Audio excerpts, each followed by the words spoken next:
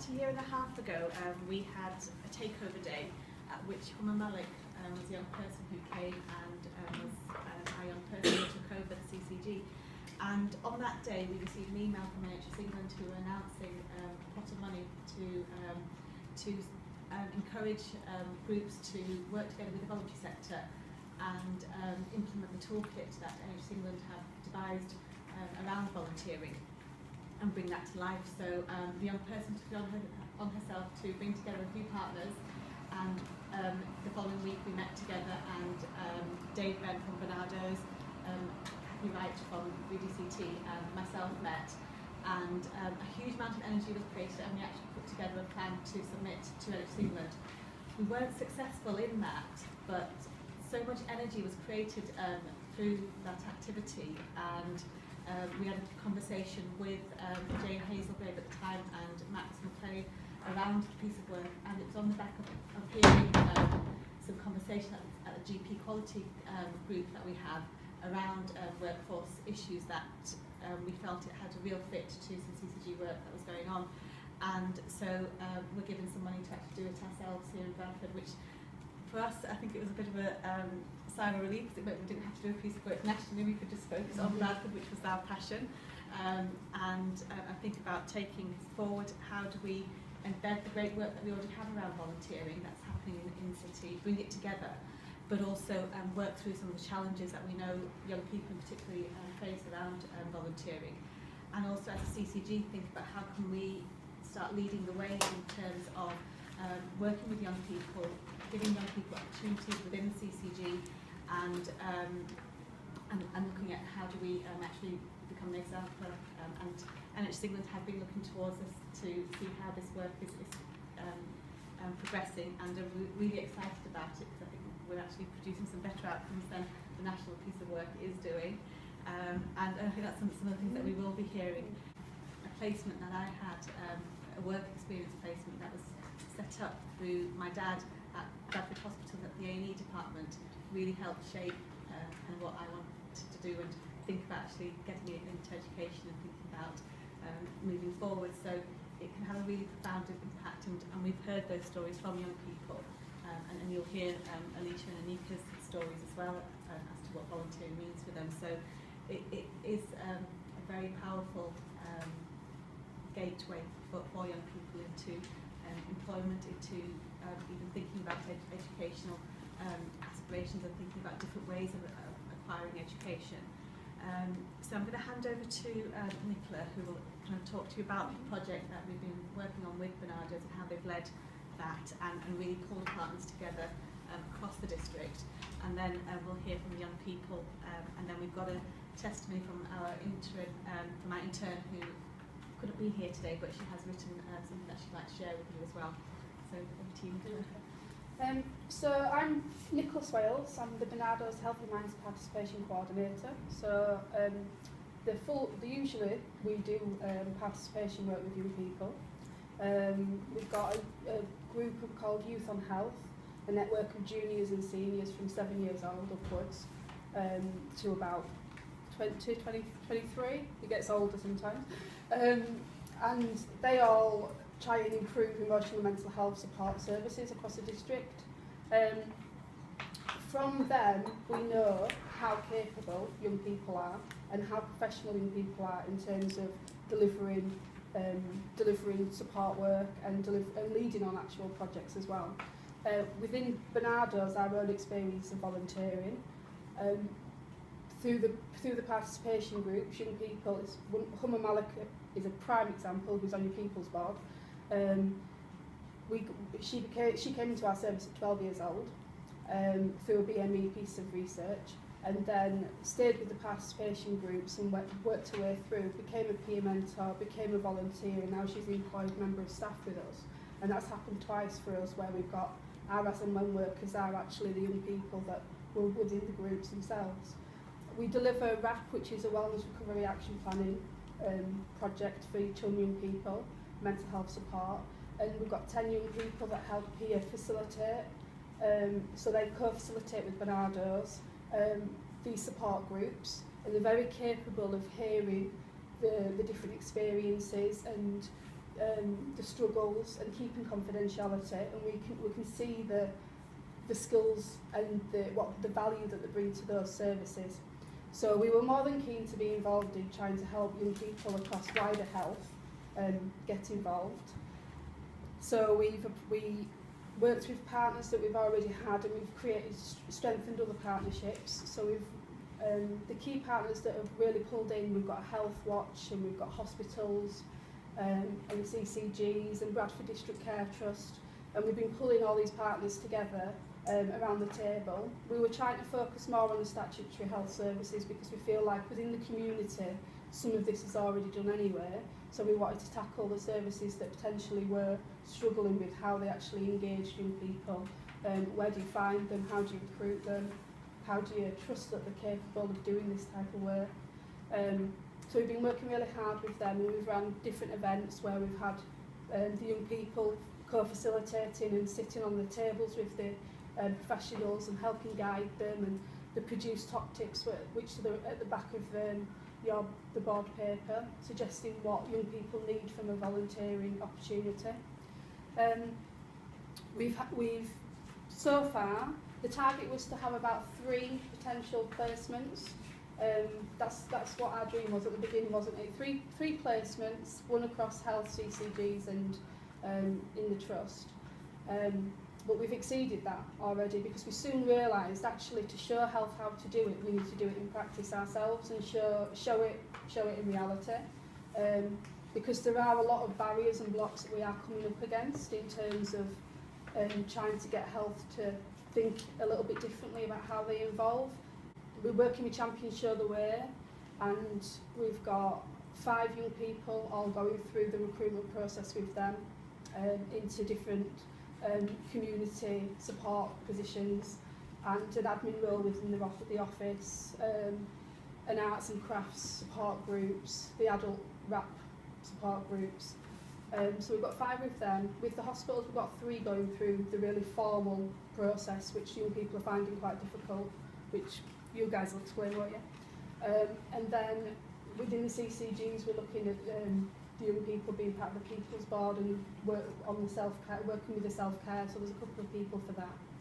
And we've just got one young person with Sue Ryder, palliative care and terminal illness, which we're like, actually, that's quite extreme and quite hard to deal with. What our main aim of this is the grow your own. It is trying to catch them when they're younger. About 10 people now that are all within or nearly progressing to being in volunteer positions across health.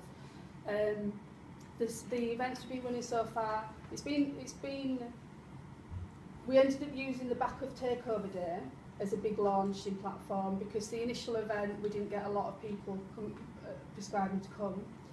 So the back of Takeover, which is always really successful within health,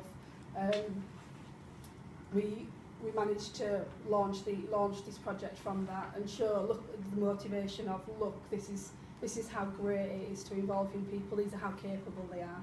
And we've got an event, a celebration event, on the 10th of April, so we're hoping some of you will attend that. Carlisle Business Centre, 1 till 3:30, so put it in your diaries. So if you guys will want to speak a little bit about your experience, if that's all right. I'd just like to start off with saying what I would like from volunteering. I'd like to gain experience in a social setting, and I'd like to advance my communication skills.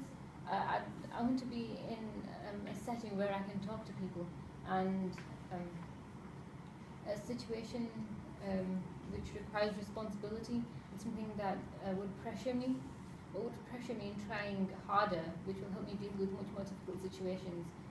This will help me grow as a person, and help me work in a social setting, going from a volunteering experience that doesn't challenge me, and then going into more challenging work that actually does require a lot more responsibility will probably not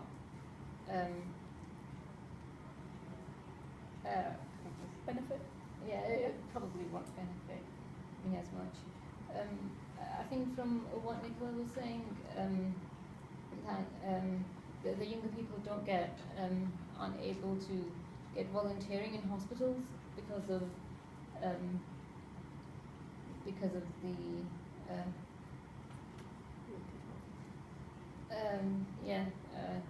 so what did you say? Length of the form. Yeah, because of the length of the forms or the age limit. confidential and The confidential. confidentiality. I think We're guessing here. I think we're underestimated. I think the fact that we actually want to work in a hospital or want to work in that setting is proof enough that, and the motivation is proof enough that we will be able to take that pressure or use that confidentiality.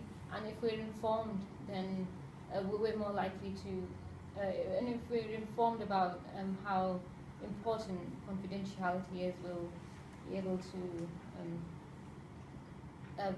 work around it or work with it. The problems I've had with volunteering is when I applied for the hospital, volunteering in BRI, when we got the forms, when we got the forms to fill in, they were quite long and tedious, so I never got the time to fill it in. Another problem that I think a lot of people have is having references. A lot of people don't know people outside the family or friends. But normally their friends would be too young. They wouldn't have a job. They wouldn't. They're not old enough, and older people. They don't know older people for over 2 years. They probably know their family friends, but sometimes it's not practical, which is the reason I found it quite difficult to fill in the forms. Also the timings of the sometimes they work within school times or college times, so we're not able to work with them. If they were outside college times, we'd, like after college, 4:30, we're missing out on education if we do it during college, but sometimes that's the only time they're able to do it. But with the hospital, I didn't have that problem with my work, with the volunteering I was about to do. But my friends have told me that that's the problem. So I went into volunteering at 17 when I had just come out of hospital. Not a good idea, but I wanted to. I didn't want to go to college, so I was like, I don't know what to do. So I applied, and he said, "So how old are you?" And I was like, 17. And he went, "Oh, hang on a minute. When's your date of birth?" So he started looking, and I was like, dang, this is not good because I'm not 18. But that didn't go really well because I was had to be 18, and he was like, "Yeah, but the training and everything." So I didn't really know what to apply for college in September, so I just missed another year of education. Then I was 18, I'll forget that. But okay, so 19, I started volunteering for Horton Housing, and I was alright, and it's going good. I'm still with them today, just been from now.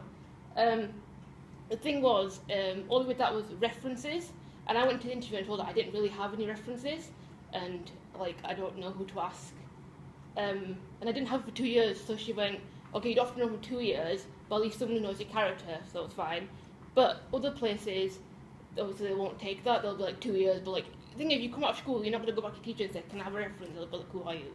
Do you know, you can't actually or employers or whatever, you can't really go back and say it, and they'll be like, "Yeah, but I haven't seen you in 6 months, I can't give you it," or "I'm too busy," and then you're like, blocked her from there, great, I'll just write my own reference. Do you know, you don't have that.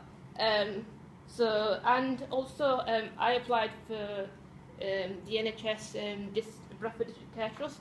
Took me 2 years. I finally got a place now. But I didn't have any references for that, so I don't know why, but that was a good thing. It was a bit now I was thinking, do I really want to go into this, because I don't know. So for next year, when I'm supposed to apply for college, I'm a bit I need to start doing things so I know if I should go into the access course or should try something else. So now I've got 4 weeks to apply, and I'm like, if I do this and I do this, I don't know, right? So I've got 4 weeks to start going out there and asking people, you know, would I like this? Is this good? Because now I don't have that much experience of what I want to do. I'm kind of stuck between what I should apply for A-levels. I'm just going to go with Whereas if it. you'd have had the opportunity in September, younger, you'd have been able to make that decision of what career path you wanted. So, Which is really important. This is what we're trying to get across as well. It's that we need them to start young to be able to know what education they need and the career path they want to actually go forwards. And we've got all our young people with youth on health, they're all young people that have been interrupted in terms of they've struggled with emotional, mental health difficulties. So you've got your more capable A-star students that will get into volunteering no matter what and get the career path, probably, you know, no matter what, but we want to build a really committed workforce that has experience of services. We want our service users to want to have a commitment and a faith in the service that's delivered and want to work for the same organisation. So this is why we need to help them a bit more in terms of how they get through that process and not create all the blocks in terms of DBS. Even Champions Show the Way, doing it really informally, but trying to get them to meet out of hours, and when they're at college and that's still quite difficult because then it's a professional thinking, well, I don't want to work that late, and you know, so it's just that mindset really in terms of pushing things forward. I just like to say, I'm not sure if this is the case, but if there's a lot of reliance on grades, on people's grades, I think that's not a good indication on what people are capable of. But too much emphasis is actually put on people's grades. I'm not sure if that is actual what is on volunteering like. Is it their what the grades they might get or the grades they have got? If they're only taking people between with grades A star to C, they're not going to be able to get the people who do have the skills but not the who weren't able to excel in education. In terms of volunteering, I don't think the grades matter. It's the potential.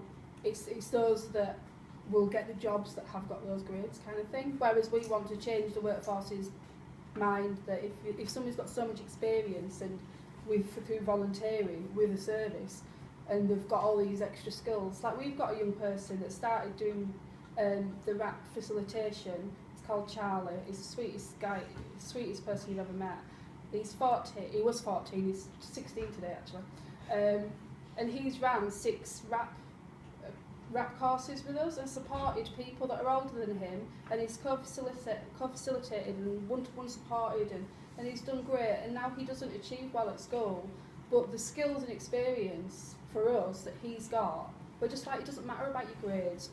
Nobody I know at your age has got what you've got in terms of all that experience is put in and the skills is developed and the empathy, and you know, it's just fabulous. So we need to get services to realise that as well in terms of future careers for people. So some of the other things that we've done around encouraging young people in the workforce, so within the CCG we've hosted the National Citizenship Scheme, so we've had young people coming in and doing some social action projects as a result of that.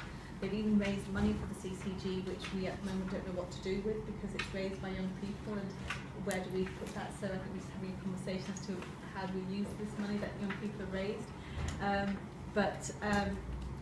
You know, it's young people getting involved in social action projects in the district, but also we've hosted some placements from the college and the university.